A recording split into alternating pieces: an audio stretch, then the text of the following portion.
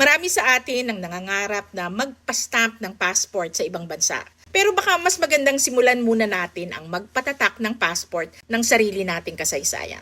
It's time to get one of these. It's called the Pamana Pass, and it is a great way to organize your history adventures in the province of Bulacan. I am Mona Magnovelus. I hunt down ancestors and trace fascinating stories in Philippine history. The passport concept is getting popular. I heard the National Museum of the Philippines launched the free NMP passport to let visitors collect stamps, track branch visits, and earn commemorative rewards. You can also get the Intramuros passport at the Intramuros administration for 350 pesos, and it gives you access to heritage sites like Fort Santiago and Casa Manila.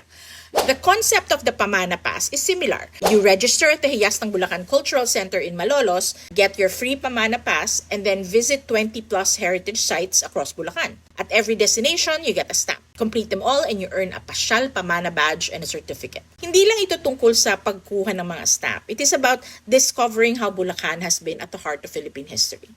The pass bears a list of places you can visit, kaya you can optimize your trip. Each destination holds the address, schedule, curator's name, and contact details, and even their Facebook details. The pass also gets you discounts on a variety of resorts and restaurants in Bulacan. Here's another fun adventure. The provincial government is offering Goyos Trail Tour Packages, or ang landas ng kabayanihan ni General Gregorio del Pilar, the first governor of Bulacan. May 1, 2, and 4-day packages. The 4-day package takes you through Bulacan, Pangasinan, and Ilocos Sur. I haven't done this yet, but walking the path taken by Del Pilar through his short life sounds fun. Habang mabilis na nagbabago ang Bulacan dahil sa industrialization, visiting heritage sites remind us that progress doesn't have to erase memory. In fact, preserving history is part of moving forward.